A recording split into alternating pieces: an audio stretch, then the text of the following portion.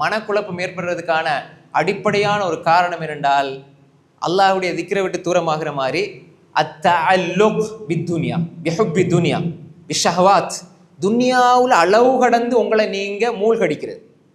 ஒரு மனிதன் எந்த அளவு துனியாவுக்குள்ள அளவு கடந்து செல்வானோ, துனியாவுடைய சிந்தனையில் அளவு கடந்து செல்வானோ, துனியாவுக்குள்ள ஒரு மனிதன் எப்படி மூழ்கி செல்வானோ அந்த அளவுக்கு அந்த மனிதனுடைய உள்ளம் குழப்ப நிலை அடையும். துனியாவை கையில வைங்க, துனியாவை கையில வைங்க, கல்பில வச்சிடாதீங்க. நீங்க துனியா அல்லாஹ்வுடைய சிந்தனை இருக்க வேண்டிய கல்பில் துனியாவை கொண்டு வச்சீங்கன்னு சொன்னா அந்த கல்பு குழப்பமா தான் நீக்கும். கொண்டு வைங்க, வச்சால் குழப்பமாக இருக்காது, நிம்மதியா இருக்கும். துனியாவை கொண்டு நீங்க வச்சிட்டீங்க கல்புல் என்றால் உங்கள் கல்பு குழப்பம் அடையும். துனியாவை அளவு கடந்து நேசிக்கிறது, எல்லா பார்வையும் துனியாவுடைய பார்வை, எல்லா சிந்தனையும் துனியாவுடைய சிந்தனை. அப்படி இருந்தால் உங்களோட மனசு குழப்பம் அடையும். எல்லா நிலைகளும் துனியாவை பத்தி யோசனை. அன்புக்குரிய சகோதரர்களே, இந்த உலகத்தை நாங்க தேடணும், ஆனால் இந்த உலகத்துக்குள்ள மூழ்கி விடக்கூடாது. இந்த உலகத்தை கையில வைத்து கொண்டிருக்க வேண்டும், கல்புக்குள்ள கொண்டு போக கூடாது. அப்படி கொண்டு போயிட்டோம் என்றா அல்லாஹ் சொல்கிறான், அல்ஹாகுமுத் தகாசுர் ஹத்தா ஸுர்துமுல் மகாபிர். அல்ஹாகுமத் தகாசுர் விடாது, மௌத்தாகிற வரைக்கும் உங்களை இது துலக மோகம் விடாது. தகாசுர் எல்லாம் ஏன் தொழுகிறது இல்லை, ஏன் நீங்க இபாதத் செய்யறது இல்லை, ஏன் அல்லாஹ்வை துதிக்கிறது இல்லை, ஏன் நீங்க குர்ஆன் ஓதுறது இல்லை? பிஸி. என்னத்துல பிஸி? நான் இந்த வேலையில பிஸி, கடையில பிஸி, தொழில பிஸி. இந்த பிஸி உங்களை தடுக்குது. எதுவரை தெரியுமா? நீங்க நினைப்பீங்க நான் கொஞ்சம் ஃப்ரீ ஆகி புற ஓதலாம் உண்டு. அல்ஹாகுமத் தகாசுர், தேடி தேடி தேடி அதிகமா தேடணும் தேடணும் தேடணும் என்ற எண்ணம் உங்களை பராக்காக்கி கொண்டிருக்கும். எதுவரை என்றால் ஹத்தா ஸுர்துமுல் மகாபிர், நீங்கள் மண்ணறைகளை சந்திக்கும் வரை, மௌத்தாகிற வரைக்கும் விடாது. அப்ப இந்த மனிதன் அல்லாஹ் விட்டு தூரமாகி, அல்லாஹ்வோட சிந்தனை விட்டு தூரமாகி துனியாவோட அளவு கடந்து போய் சேர்ந்து விடுகிற பொழுது, துனியாவோட அளவு கடந்து மோகம் கொள்ளுகிற பொழுது, துனியாவை அளவு கடந்து நேசிக்கிற பொழுது இந்த மனிதனுக்கு ஏற்படுறது குழப்பம், மனசுல குழப்பம். சின்ன ஒரு விடயத்தையும் தாங்கிக் கொள்ள மாட்டார், சின்ன ஒரு பிரச்சனையும் தாங்கிக் கொள்ள மாட்டார். அப்ப துனியாவோட வாழ்ற ஒரு மனிதன், அளவு கடந்து துனியாவை நேசிக்கிற ஒரு மனிதன் எப்படி அவனுடைய வாழ்க்கை மாறும் என்றால் குழப்பத்தோடு கழியும், குழப்பத்தோடு கழியும், மனசுல பிரச்சனையோடு கழியும். அன்புக்குரிய சகோதரர்களே, செய்கிற தொழிலை செய்யத்தான் வேண்டும், எங்கட கொடுக்கல் வாங்கல் இருக்கத்தான் வேண்டும். அளவு கடந்து நல்ல முறையில் ஹலாலான முறையில் நல்லா சம்பாதிங்க, தப்பே கிடையாது. ஆனால் நீங்க அல்லாஹ் மறந்து போயிடாதீங்க, அல்லாஹ் மறந்து போயிடாதீங்க. சஹாபாக்கள் பெரும் செல்வந்தர்கள் இருந்தாங்க, சொர்க்கவாதி. உஸ்மான் ரலியல்லாஹு சொர்க்கவாதி, அப்துர் ரஹ்மான் இப்னு அவுஃப் சொர்க்கவாதி தான். அன்புக்குரிய சகோதரர்களே, சொர்க்கத்தை கொண்டு நன்மாராயம் சொல்லப்பட்டாங்க. பெரிய சஹாபாக்கள் சொர்க்கத்தை கொண்டு நன்மாராயம் சொல்லப்பட்டாங்க. நிறைய பொருளாதாரம் இருந்து எப்பொழுதெல்லாம் அல்லாஹ்வுடைய பாதையில கொடுக்கணும் என்று அவங்களுக்கு அழைப்பு விடுக்கப்படுதோ அப்பொழுது அவர்களுடைய துனியாவை அள்ளி கொடுத்தார்கள். அதனால அவர்களுடைய சிந்தனைகள் திக்ரோடு இருந்தது. கையில் இருக்கிற பணத்தை அப்படி அல்லாஹ்வுக்காக கொடுத்தார்கள். அல்லாஹ் இன்னும் இன்னும் பறக்க செஞ்சான். அன்புக்குரிய சகோதரர்களே, நாம் தெளிவாக விளங்கிக் கொள்ள வேண்டும். துனியாவுக்குள்ள மூழ்கி அல்லாஹ்வை மறந்துட்டோம் என்றால் எங்கட உள்ளம் சரியான நிலையில இருக்காது, அது குழப்பத்தோடு இருக்கும். எனவே ஷைத்தான் எங்களை துனியாவை காட்டி காட்டி அல்லாஹ் மறக்கடிக்க செய்வான். அவன் வேலை என்ன? நீ இதை செய், இதை செய், அடுத்தது இந்த வேலையை பாரு, இந்த வேலையை பாரு, இந்த வேலையை பாரு, அப்படியே பாப்பாரு. சில நேரத்தில் கோல் பண்ணி கேட்பாரு. காலையில லொஹர்ல இருந்து இஷா வரைக்கும், லொஹர் அசர் மகரிப் இஷா 4 தொழுகையும் தொலை இல்லை, நாளையும் சேர்த்து ஒன்னா தொலையுமான்னு கேட்பாங்க. அதுல ஒரு ஈமான், அது தேவையான அந்த கேள்வி. சேக் நான் அப்படி தொலை இல்லை, லொஹர் அசர் மகரிப் இஷா என்ன செஞ்சீங்க? கடையில் பிஸி ஆகிட்டேன், வாரவங்களாம் வந்துகிட்டே இருந்தாங்க, நான் அப்படியே வியாபாரத்தில் இருந்துட்டேன், இஷா தொழுகை எல்லாம் முடிஞ்சு 10 மணிக்கு வீட்டுக்கு வந்துட்டேன், இப்போ 4 வேளையும் தொலை இல்லை, நான் என்ன செய்யறது? 4 வேளையும் சேர்த்து தொலையிலுமா அப்படின்னு கேட்குறாங்க. இப்படி ஒரு தொழுகை இருக்குதா? நாளையும் சேர்த்து இப்படி ஒரு தொழுகை இப்படி ஒன்று இருக்குதா? இன்ன ஸலாத்த கானத் அலல் முஃமினீன கிதாபம் மவ்கூதா, அல்லாஹ் நேரம் குறித்து கடமையாக ஆக்கி வைத்திருக்கிறான் தொழுகையை. நீங்க லொஹரை வந்து மகரிபுடி நேரத்தை தொலைலாது, பிரயாணியா இருந்தா வேற சட்டம். ஆனா சும்மா ஊர்ல இருந்து கொண்டு நீங்க கடையில பிஸி ஆயிட்டு நீங்க வியாபாரம் செஞ்சு கொண்டு நீங்க 4 தொழுகையை சேர்த்து தொழுகிறண்டால் இந்த 4 தொழுகையினுடைய கூலியும் நீங்கள் எழுந்து விடுகிறீர்கள் என்றால் எப்படி அதுல பரக்கத்துண்டாம்? வியாபாரத்துல எப்படி உள்ளத்துக்கு நிம்மதி கிடைக்கும்?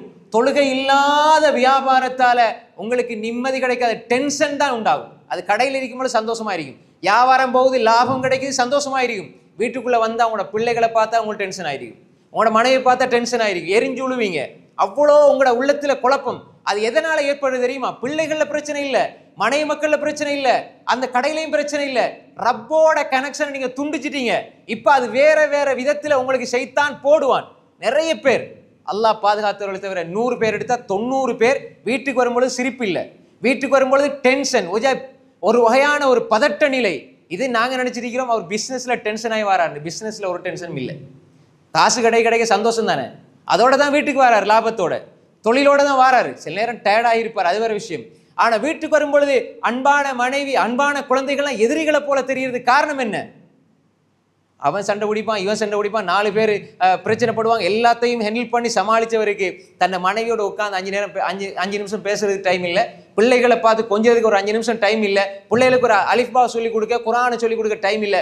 எரிஞ்சு விழுவார். நாளைக்கு நேரத்தோட போகணும், நேரத்தோட தூங்கணும், மேல் டயர்டா இருக்குது. அன்புக்குரிய அவர்களே, அந்த 12 மணித்தியாலும் 10 மணித்தியாலும் டயர்ட் வழங்காத மனுஷனுக்கு வீட்டுக்குள்ள வந்த பொழுது எந்த வீட்டுக்குள்ள அல்ல அமைதியை வச்சிருக்கிறேன் அல்லாஹ் சொல்றானோ, எந்த மனைவியில குடும்பத்துல அல்ல அமைதியை வச்சிருக்கிறேன் அல்லாஹ் சொல்றானோ, அதுல அமைதி எடுக்க தெரியல. ஏன்? அதுதான் ஷைத்தான் ஏற்படுத்துகிற குழப்பம். நாங்க நினைச்சிட்டு இருப்போம் அது என்னக்குள்ள ஏற்படுற பிரச்சனை.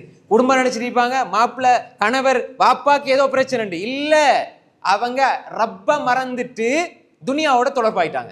அப்ப ஷைத்தான் என்ன இப்ப ஏற்படுத்துறான்? மனசுல குழப்பத்தை உண்டாக்குறான். அவன் நிம்மதியாய் கூட மாட்டான். அவன் எடுத்திருக்கிற ஆயுதம் என்னன்னு சொன்னால் ஷைத்தான், நீ இன்னும் துனியாவோட தொடர்பாக துனியாவை அப்படியே அலங்கரிச்சு காட்டுவான். சுய்யின லின்னாஸ் ஹுப்பு ஷஹவாத் மினன் நிஸா வல் பனீன் வல் கனாதீரில் முகந்தரா மினல் ذهب والفضة والخيل المسومة والأنعام والحرث ذلك متاع الحياة الدنيا. அல்லாஹ் சொல்றான் அற்பமான இன்பங்கள். அல்லாஹ் அப்படித்தான் அலங்கரிச்சு வச்சிருக்கான். அதாவது சுய்யின லின்னாஸ் மனிதர்களுக்கு அல்லாஹ் அலங்கரிச்சு வச்சிருக்கிறான்.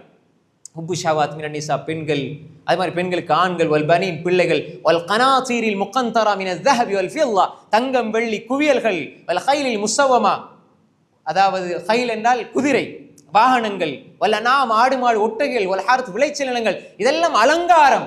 அல்லாஹ் சோதனைக்காக வச்சிருக்கிறான்.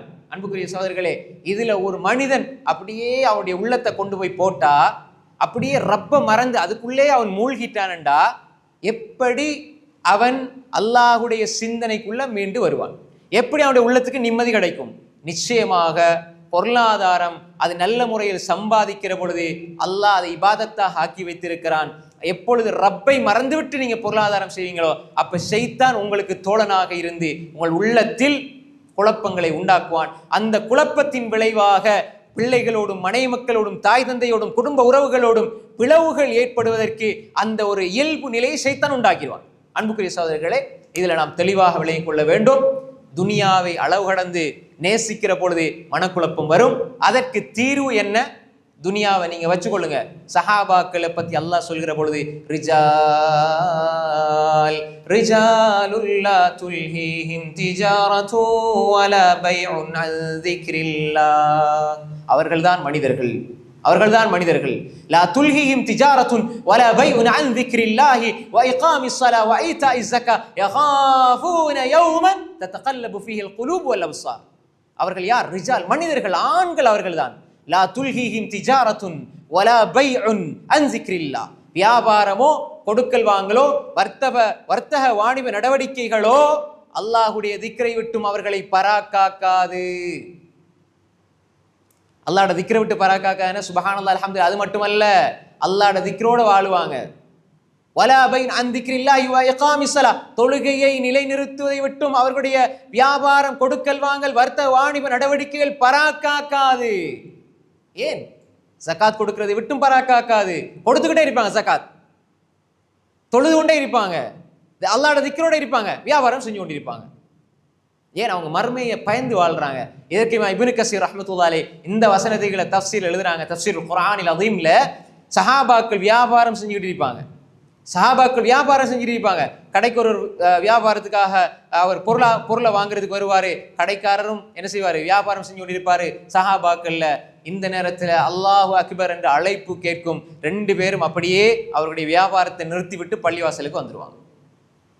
வியாபாரத்தை நிறுத்திவிட்டு பள்ளிவாசலுக்கு வருவாங்க, தொழுது விட்டு வியாபாரம் செய்வார்கள். அப்ப இவர்கள் யார்? ரைட், பாங்கு கேட்கட்டும், ஜமாத் நடக்கட்டும், தொழுக முடியட்டும், பிரச்சனை இல்லை. ஆனா நான் முஸ்லீம், மார்க்கம் அவரோட பேசினா மணிக்கணக்கில் பேசுவார், ஆனா தொழுகை இல்லை, ஜமாத் இல்லை, என்ன பிரயோசனம்? அன்புக்குரிய சகோதரர்களே, சஹாபாக்குடைய நிலை என்ன? எந்த நிலையில் இருந்தாலும் அல்லாஹ்வுடைய திக்ரின்பால் வந்து விடுவார்கள். என்ன பெரிய வேலையா இருந்தாலும் சரி, அல்லாஹு அக்பர், அல்லாஹ் மிகப்பெரியவன் என்றால் உன் கையில் இருக்கிற ரூபாய் சிறிது, உன் கையில் இருக்கிற பணம் சிறிது, உன்னுடைய கடை சிறிது, உன்னுடைய வியாபாரம் சிறிது, எல்லாம் சிறியது. அல்லாஹு அக்பர், அல்லாஹ் பெரியவர். வெற்றி இதுல நஷ்டம், இதுல தோல்வி நினைக்கிறீங்களா? வந்தா இல்ல, ஹய்யால ஸலா ஹய்யாலல் ஃபலா, வெற்றி இங்க வாங்க, வெற்றி இருக்குது. அது நஷ்டம் போகாது. அதுல நீங்க நினைக்கிறீங்க அங்க நஷ்டம், இங்க தான் நஷ்டம் போகும். நீங்க வராட்டி தொழுகைக்கு வரையிலன்னா தான் நஷ்டம். அன்புக்குரிய சகோதரர்களே, அல்லாஹு அக்பர் என்ற வார்த்தைக்கு பிறகு எல்லாம் சின்னதா மாறணும். அது பெரிய திக்ர் சகோதரர்களே. எதுவுமே அல்லாஹு அக்பர் என்ற வார்த்தைக்கு பின்னால் எல்லாம் சிறிதாக மாறுகிற பொழுதுதான் அந்த உள்ளம் அமைதி பெறுகிற உள்ளமாக இருக்கும். எல்லாத்தையும் தூக்கி உள்ளத்துல வச்சு கொள்றது. ஆனா அல்லாஹு அக்பர் தக்பீரை கட்டுறோம்டா, மிக கேவலமான நிலை. உள்ளம் அல்லாஹ் அல்லாதவைகளால் நிரம்பி இருக்கிற வேளையில் ஒரு மனிதன் அல்லாஹு அக்பர், அல்லாஹ் மிகப்பெரியவன் என்று வாயால் மட்டும் சொல்வது மிகப்பெரிய இழிவு, கேவலம், கைசேதம், நஷ்டம் என்பதாக அல் ஹாஃபிஸ் இமாம் இப்னு கய்யிம் அல் ஜௌசியா ரஹ்மத்துல்லாஹி அலைஹி சொல்கிறார்கள். அவனுடைய உள்ளம் அல்லாஹ் அல்லாதவைகளால் நிரம்பி இருக்குது. வியாபாரத்தால, பொருளாதாரத்தால, எல்லாத்தாலும் நிரம்பி இருக்குது. ஆனா அவர் அல்லாஹு அக்பர் அல்லாஹ் அக்பர் வாயால சொல்றது என்ன பிரயோசனம்? எந்த பிரயோசனம் கிடையாது. அன்புக்குரிய சகோதரர்களே, அல்லாஹு அக்பர் என்று சொன்னா ரப்பை நோக்கி வருகிற ஒரு நிலை இருக்க வேண்டும் சகோதரர்களே. அப்படியான ஒரு உள்ளம் இருக்குமாக இருந்தால், அப்படி ஒரு சூழ்நிலை இருக்குமாக இருந்தால் அவர்களை அல்லாஹ் சொல்கிறான், ரிஜாலுல்லா துல்ஹீஹிம், அவர்கள் தான் உண்மையான மனிதர்கள் என்பதை அல்லாஹ் சொல்கிறான். லியஜ்ஸியஹுமுல்லாஹ் அஹ்ஸன மா அமிலு வ யஸீதஹும் மின் ஃபத்லிஹி, அல்லாஹ் அவர்கள் செய்த மிக அழகிய அமலுக்கு அல்லாஹ் கூலி கொடுக்கிறான். அல்லாஹ் கூலி கொடுப்பதற்காக என்று அல்லாஹு தஆலா அப்படி தொடர்கிறான். அன்புக்குரிய சகோதரிகளே, இந்த ஒரு நிலை வர வேண்டும். ஒரு மனிதனுடைய மனசு குழப்ப நிலை அடைகிறதா, நாங்க யோசிக்கணும், நான் அல்லாஹ் விட்டு தூரமாகிறேனா? அதே மாதிரி என்னுடைய வணக்க வழிபாடுகள்ல நான் குறைபாடு செய்கிறேனா? நான் துனியாவை அளவு கடந்து நேசிக்கிறேனா? கேள்வியை கேளுங்க, விடைய நீங்க முடிவெடுங்க, அல்லாஹ்வை நெருங்குங்க, மனசுல குழப்பங்கள் குறையும். இது ஒரு பகுதி.